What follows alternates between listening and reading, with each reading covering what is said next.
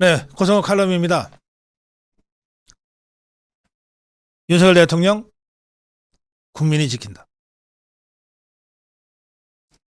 우리가 5,000년의 역사를 갖고 있습니다. 연구자들에 따라서 조금씩 다르긴 합니다만 이 5,000년의 역사 중에 무려 936회의 외침을 받았고 그걸 다 이겨낸 것이 한민족이라고 합니다.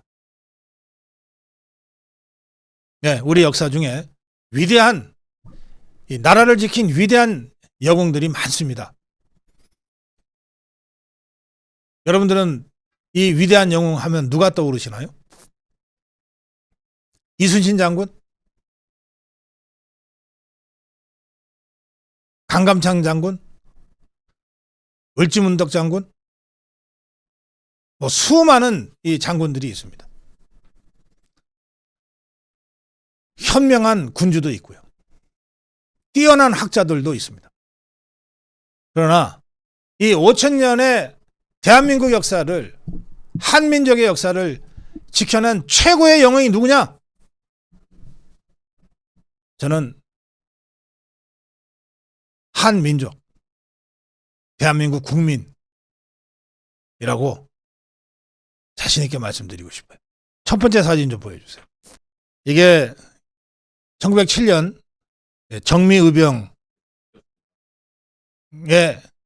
우리 당시의 조선 의병들의 모습입니다.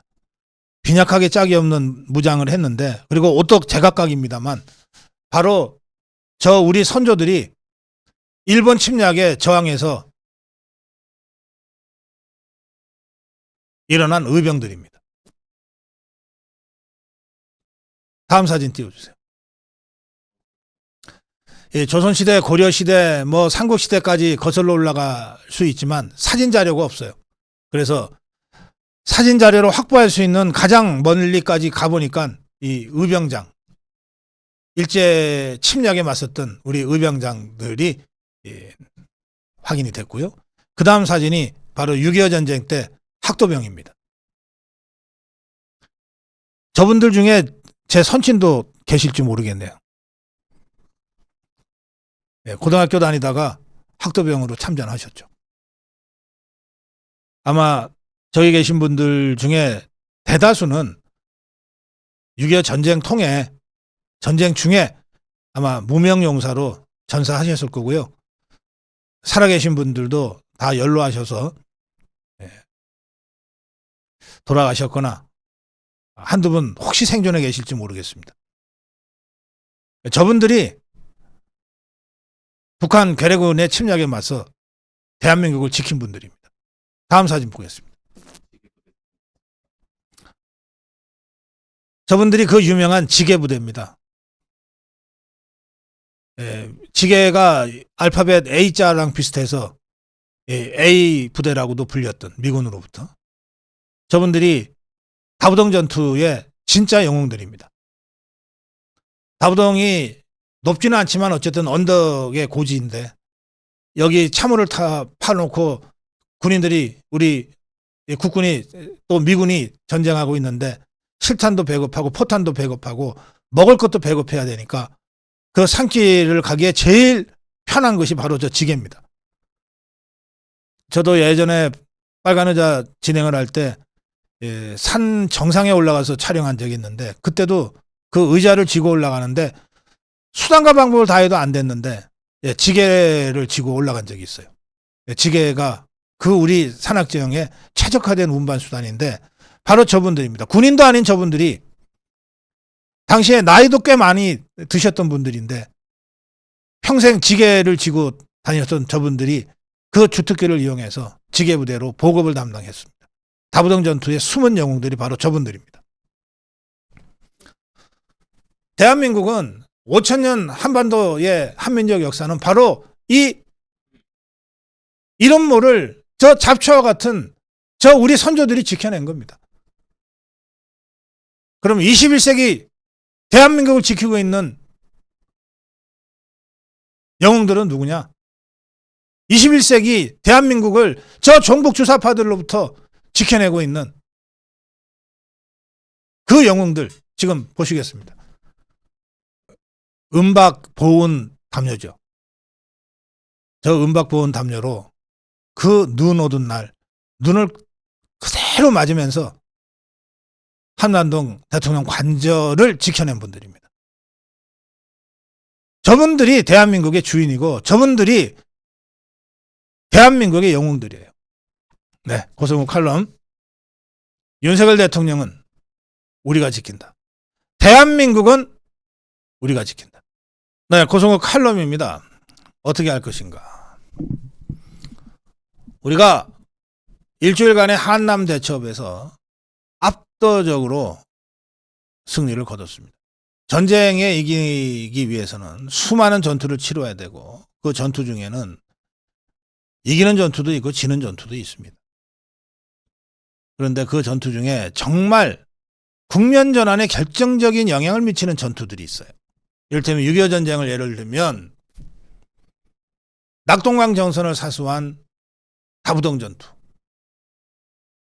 이게 6.25 전쟁의 흐름을 바꿔버린 전투입니다. 또 북한군을 완전히 집단 패닉에 빠뜨려버린 인천 상륙작전. 이것도 하나의 전투에 불과했지만 그러나 6.25 전쟁의 흐름을 완전히 바꿔버렸어요. 한 달 전부터 시작된 종북주사파와의 이 탄핵 전쟁.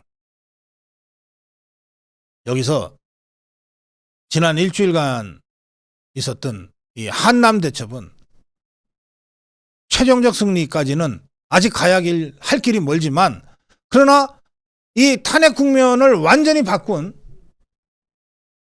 중대한 전투였다. 다부동 전투의 버금가는 이 한남 대첩이었다. 이렇게 저는 성격 규정을 합니다.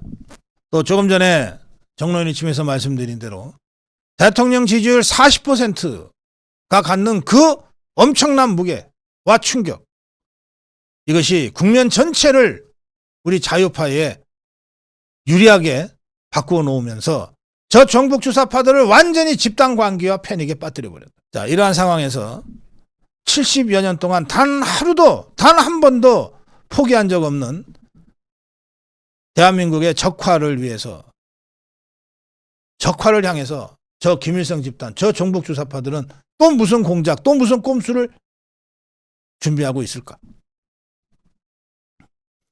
예상되는 것은 세 가지입니다. 국가기관을 더 압박해서 더 마비시키려고 할 겁니다. 지금 최상목에 대해서 끊임없이 협박하고 있는 게 그렇죠. 국가기관이 완전히 무너질 때까지 계속 압박하겠다는 거예요. 이걸 계속할 겁니다. 둘째, 여론조사 회사를 공격할 정도로 이 자들이 여론에서 밀리면 정말 자기들은 더 이상 갈 데가 없다고 생각하는지 앞으로도 훨씬 더 교활하고 사악한 여론 조작질들을 해댈 겁니다. 온갖 가짜뉴스와 괴담들이 지금보다 훨씬 더 많이 만들어지고 유포될 거예요. 동시에 헌재 속도전을 강하게 밀어붙일 겁니다. 어쨌든 윤석열 끌어내리기만 하면 된다. 자, 그럼 우리는 어떻게 대응할 것인가? 첫째, 저는 지금 잘하고 있다고 생각합니다만 윤석열 대통령과 법률 대리인이 헌법재판소 심리에 하나하나 법리로 맞서야 됩니다. 하나하나 맞서야 됩니다. 치사하다는 소리 들을 정도로 아주 디테일하게 맞서가야 됩니다. 두 번째, 이번 한남 대첩에서 보여준 우리 자유파의 힘, 민주주의에서 가장 강력한 힘은 여론이고 숫자라고 하는 것을 광화문 집회, 안국동 헌재 앞 집회를 통해서 지속적으로 보여줘야 됩니다. 셋째는 저들의 그 간악한 여론전에 맞설 우리의 거의 유일한 수단인 자유파 유튜브들이 좀 더 적극적으로, 좀 더 투철하게 활동하고 투쟁해야 됩니다. 자유파 국민 여러분, 유튜브 가리지 마십시오. 마음에 드니 안 드니 하지 마십시오. 자유파 유튜브라면 윤석열 대통령을 지키기 위한 탄핵 저지에 나선 유튜버들이라면 묻지도 따지지도 말고 무조건 구독하고 무조건 후원해 주세요. 그것만이 저 종북주사파들의 물량공세에, 여론조작 괴담이라는 물량공세에 맞설 유일한 투쟁 수단이에요. 여러분들 개인적으로 다 선호가 있고 호호가 있다는 걸 알지만 적어도 지금 이 국면에서는 대통령 탄핵을 저지하기 위해 나선 자유우파 유튜버들이라면 묻지도 따지지도 말고 전부 다 100개건 200개건 다 구독 눌러주시고 다 좋아요 눌러주시고 그리고 형편이 되는 대로 후원을 해주세요. 이렇게 하면 한난 대척 과정에서 저 국민의힘 의원들이 40여 명이 현장에 나올 수밖에 없었듯이 그렇게 만들어갈 수가 있습니다. 수많은 가짜 뉴스와 역정보들이 횡행하는 상황이기 때문에 유튜브를 늘 함께 하시고 또 광화문 집회와 안국동 집회 그리고 앞으로도 또 있을 한남동 2차 대첩 이걸 이끌 현장 지휘부 정광훈 목사님과 신혜식 대표를 비롯한 이 현장 지휘부의 그 메시지 말고는 믿지 마세요. 흔들리지 마세요. 이렇게 세 층으로 나눠진 그러나 단일한 하나의 탄핵저지 전선을 우리가 흔들림 없이 운영해 나가면 시간은 우리 편입니다. 이길 수 있습니다. 고성국 칼럼이었습니다. 네. 내란죄 철회는 각하 사유다. 이것은 윤석열 대통령 변호인단의 공식 입장입니다. 국회의 대통령에 대한 탄핵소추 의결서는 탄핵소추 사유를 비상계엄 선포와 내란죄 단 두 가지로 구성하였다. 탄핵소추 의결서 40쪽으로 구성되어 있는데 이 중에 원문을 그대로 인용한 부분을 빼면 모두 26쪽이다. 이 가운데 내란이라는 단어가 총 38회 사용되었다. 인용문에서 사용된 단어를 제외하면 29회다. 내란이라는 단어가 탄핵 의결서에 26쪽 분량에서 29회 사용된 것이다.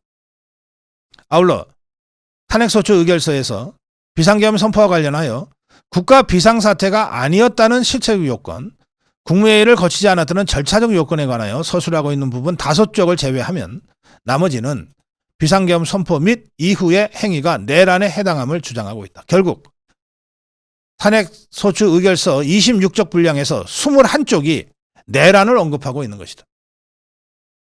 따라서 탄핵소추 사유에서 이 내란죄를 철회한다는 것은 단순히 두 가지 소추 사유 중에 한 가지가 철회되는 것이 아니라 무려 80%에 해당하는 탄핵소추서의 내용이 철회되는 것이다. 따라서 내란죄 철회는 기존의 소추 사유와 동일성이 인정되지 않는 소추 사유의 변경에 해당한다. 이에 대해 민주당과 소추위원은 내란죄를 철회한다는 것이 내란을 다투지 않는다는 것이 아니라 형법상 내란죄가 아닌 내란 행위가 헌법에 위배되는지를 살펴보는 것이라고 주장한다. 그러나 이는 궤변이며 국민을 교묘하게 속이는 언어 도단이다. 민주당은 대통령의 비상계엄 행위를 내란 행위라고 단정하며 헌법 위배 여부를 살펴보자는 것이기 때문이다.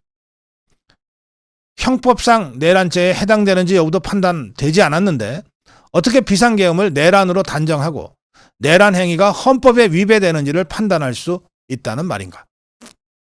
또한 대통령을 탄핵하기 위해서는 대통령의 법 위배 행위가 헌법 수호의 관점에서 중대한 의미를 가지는 중대성이 요구된다. 소추 사유에서 내란죄가 차지하는 압도적 비중을 볼 때 헌법재판소가 엄격한 증명과 증거 법칙이 적용되는 형사 내란죄가 아니라 비상계엄의 헌법 위배만을 살펴본다는 것은 중대성의 판단을 그르칠 수 있다는 점을 지적하지 않을 수 없다. 아울러 국회에서 표결에 참여한 의원들은 자신이 생각하는 소추 사유에 대하여 검토한 후 이에 대해 표결을 하고 피소추자의 권한 행사를 정지한 것인데 일부 사유가 탄핵소추 심판 과정에서 소추위원회 재량으로 철회된다는 것은 표결에 참여한 의원들의 표결권을 침해하는 것이다.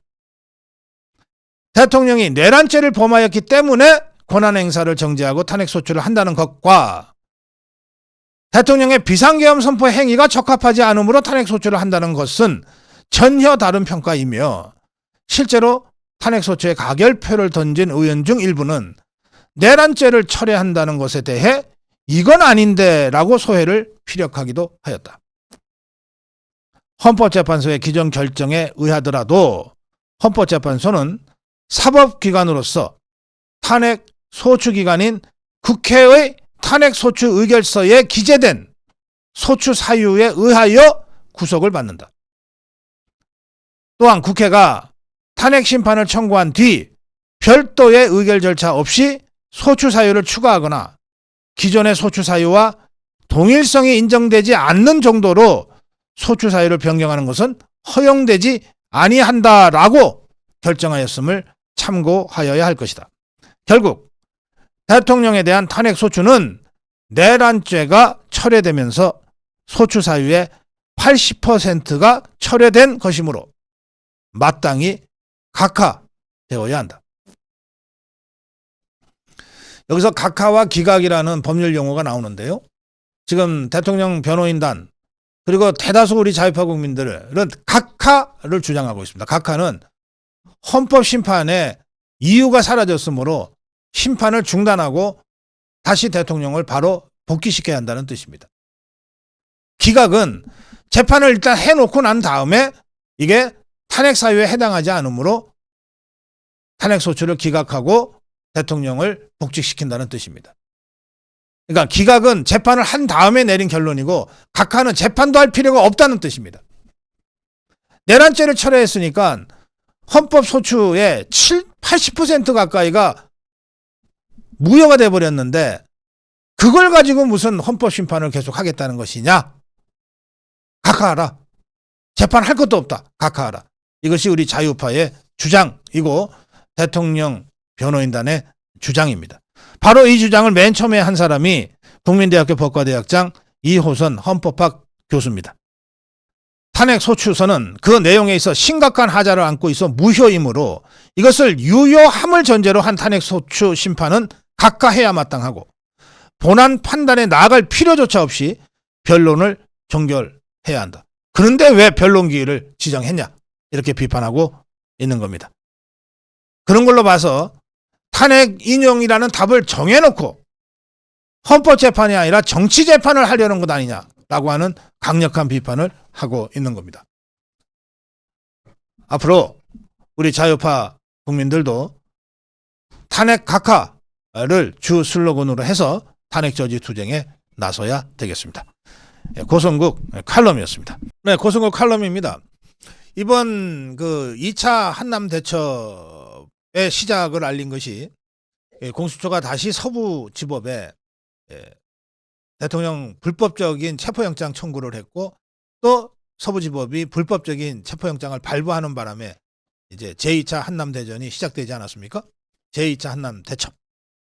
그런데 이 과정에서 민주당과 경찰 그리고 법원의 삼각 커넥션이 작동된 정황이 다른 사람도 아니에요. 민주당 국회의원의 페이스북 글을 통해서 확인이 됐어요. 지가 그걸 자랑 삼아 올린 거예요.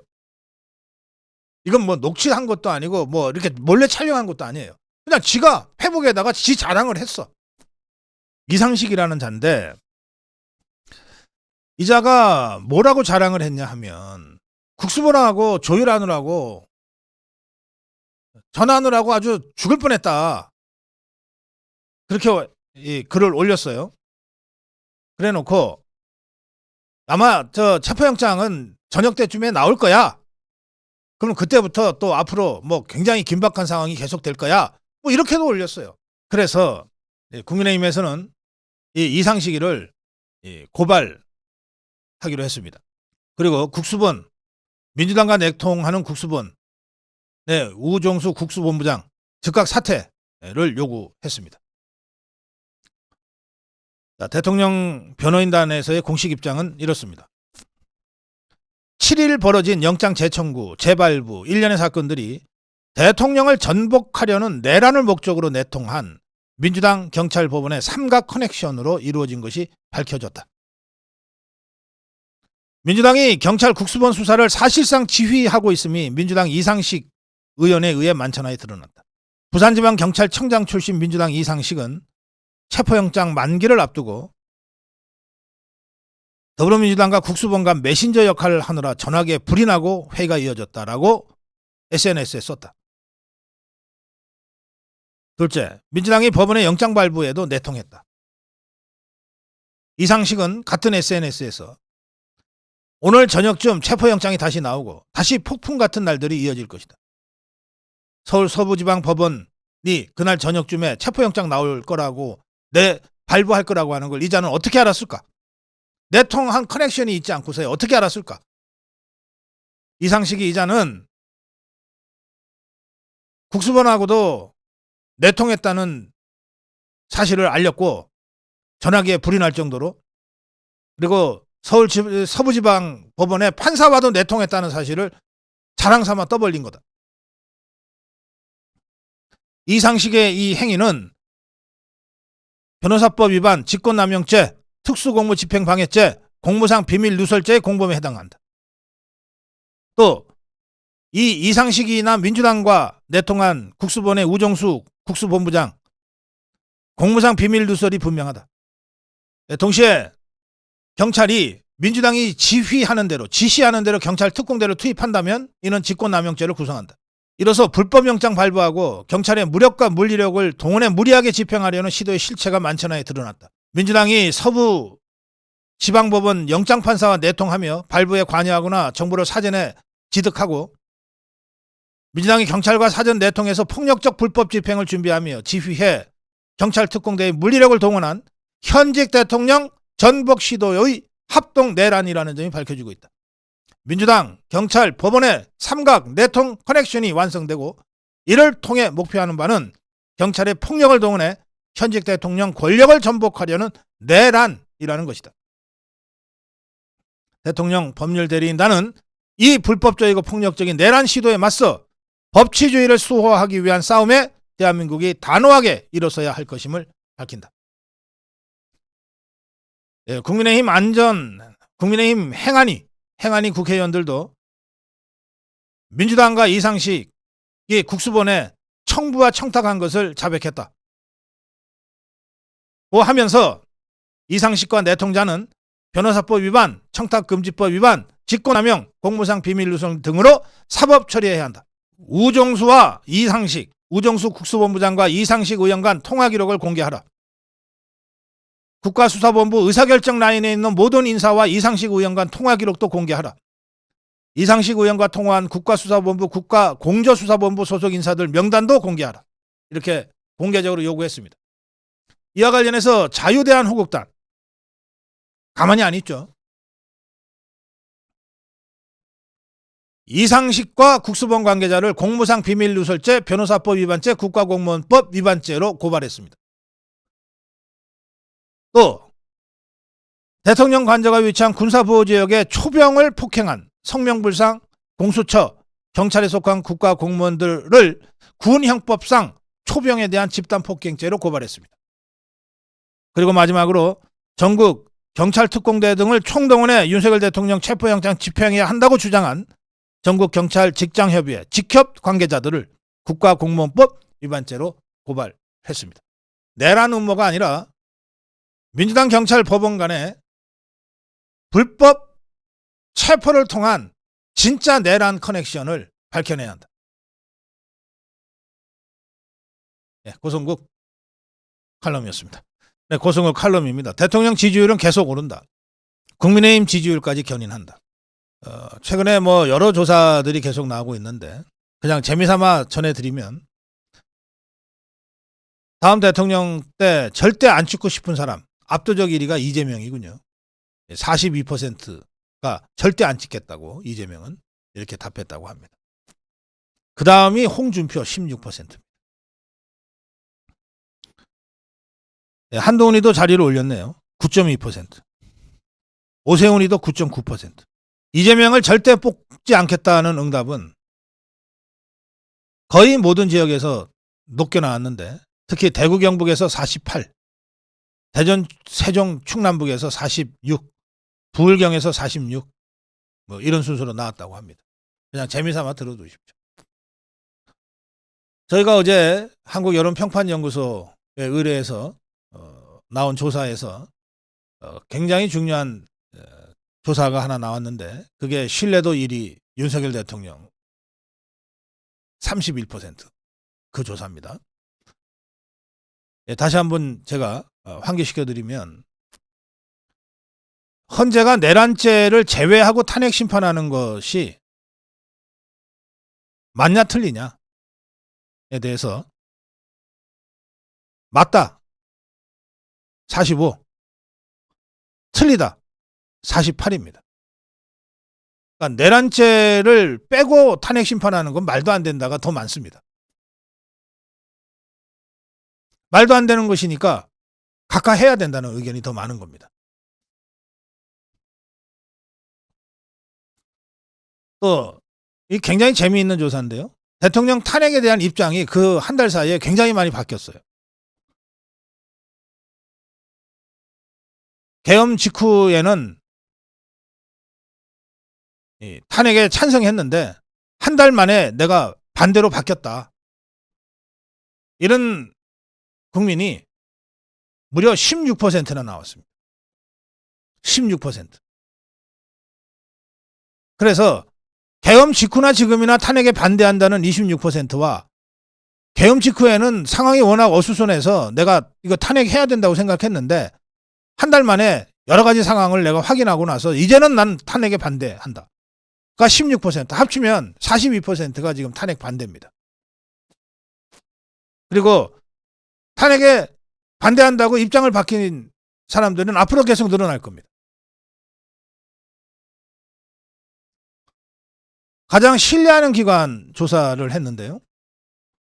대통령 경호처가 20이 나왔습니다. 대통령 경호처 가장 신뢰한다. 대법원, 경찰, 검찰, 공수처보다 압도적으로 높습니다. 대통령 경호처가 가장 신뢰하는 기관 20%예요. 대법원 6%, 경찰 3%, 검찰 3%, 공수처 1%입니다. 지금 1%짜리 공수처가 20%의 경호처 공격하겠다고 나서고 있는 거 아니에요. 그야말로 동네 양아치가 세계 챔피언한테 덤벼들고 있는 거랑 똑같은 거죠.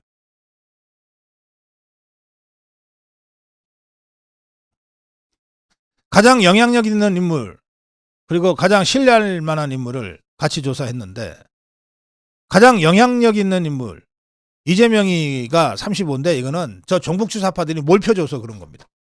뭐 그건 그렇다 치고, 우리 이 자유파 진영에서는 압도적으로 윤석열 대통령이 가장 영향력이 있다고 응답을 했어요. 여기에 한동훈이는 아예 이름도 못 넣었습니다. 오세훈이 이름 들어가 있습니까? 없어요. 유일하게 있다면 권영세입니다. 당 대표니까. 근데 그 차이가 10배 이상 나지 않습니까? 이건 뭐냐? 지금 국민의힘 지지율도 오르고 있고 대통령 지지율도 오르고 있는 걸로 거의 모든 조사에서 조사가 되는데, 국민의힘 지지율을 누가 견인하고 있냐? 국민의힘 지도부가 견인하고 있냐? 대권주자들이 견인하고 있냐? 아닙니다. 누가 지지하고 있냐? 윤석열 대통령이 지지하고 있습니다. 라고 답변해 주신 거예요. 그러면 이 지지율이 일시적이냐 계속 갈 거냐? 이걸 알아본 것이 바로 신뢰할 만한 인물입니다. 다시 한번 그 그래프 띄워주세요. 자, 신뢰할 만한 인물에서 윤석열 대통령이 1위를 기록했어요. 이재명이보다 높게 나왔습니다. 개딸들은 전부 지그들은 미래의 대권력이 이재명이라고 생각하니까 전부 이재명한테 몰표를 던졌는데, 그런데 30배에 불과해요.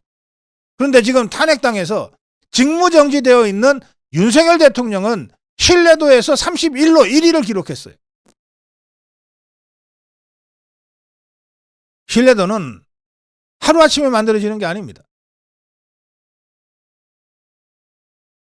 이번에 그야말로 온몸을 다 던져서 비상계엄이라는 결단을 내렸고, 그 이후에 비록 직무정지돼서 지금 국민들 앞에 나서지도 못하지만 윤석열 대통령의 그 진심과 진정성이 국민들에게 전해지면서 신뢰도가 올라가는 겁니다.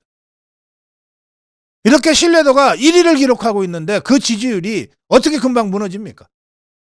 어쩌다 어떻게 한번 나온 거품입니까? 그래서 저희가 이번에 한국여론평판연구소를 통해서 심층적인 이 의식조사를 한 결론을 제가 말씀드리면, 윤석열 대통령 지지율은 앞으로 계속 올라간다. 그리고 윤석열 대통령이 국민의힘의 지지율을 견인해 낼 것이다. 이 점을 우리가 분명히 인식하고 있어야 된다. 네, 고성국 칼럼이었습니다.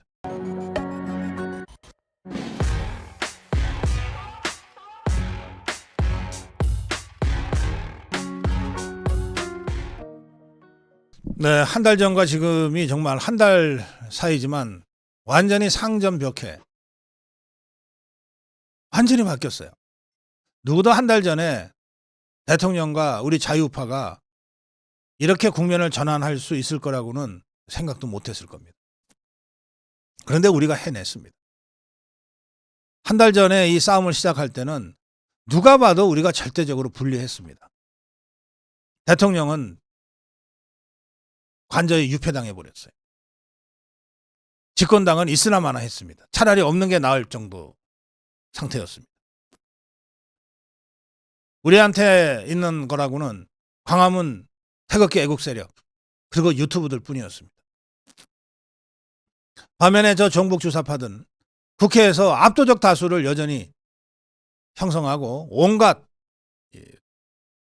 폭주와 독재를 자행했습니다. 경찰을 비롯한 다수의 국가기관들도 이재명이 눈치 보고 이재명이한테 무릎 꿇고, 더 나아가서 윤석열 대통령 누가 먼저 잡나고 하는 충성 경쟁까지 벌일 정도였습니다. 기성 언론들은 압도적으로 저 종북 주사파들 편이었고 윤석열 대통령을 어떻게든 끌어내기 위해서 혈안이었습니다. 민노총과 종북 주사파들 잘 조직된 저 전문 시위꾼들이 대대적으로 이 탄핵몰이를 위해서 움직일 거라고 하는 정황들이 누구의 눈에도 분명했습니다. 여기에다가 예상치 못한 비상계엄령 발동으로 상황 자체가 잘 파악이 안 된 상태에서 외국의 여러 시선들도 대통령과 우리 자유파한테 호의적이지 않았습니다. 자, 정말 절대적으로 불리한 상황이었어요. 이걸 우리가 한 달 동안 바꿔냈습니다. 자, 지금 한 달 후 상황을 한번 보십시오. 대통령 펄펄 살아 있습니다. 의연하고 꿋꿋하게 버티고 있습니다. 더 강해졌습니다. 지지율이 40, 42, 45까지 계속 치솟고 있습니다.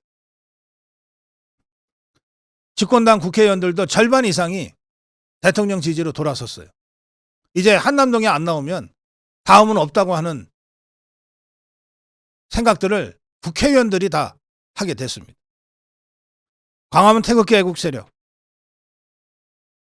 저 허접한 민노총 종북 주사파 단체들을 숫자에서 압도해버렸습니다. 게임이 안 돼요. 기성 언론으로부터 무차별적인 가짜뉴스와 괴담이 유포됐지만 우리 자유파 유튜브들이 어쨌든 막아냈습니다. 외국의 시선도 확 달라졌습니다.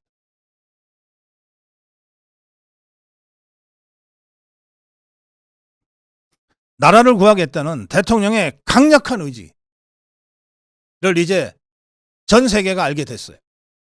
왜 비상계엄을 발동할 수밖에 없었는지 그 배경과 이유에 대해서도 이제 전 세계가 이해하게 됐어요. 몇 년 전부터 저 종북주사파들이 결국은 폭동을 일으키고 내란을 일으킬 거다. 이걸 예측하면서 그때를 대비해서 자유우파 전국 조직을 만들어야 한다. 몇 년 동안 고생하면서 자유마을을 만들어 온 정광훈 목사의 그 통찰력과 리더십이 빛을 발하고 있습니다.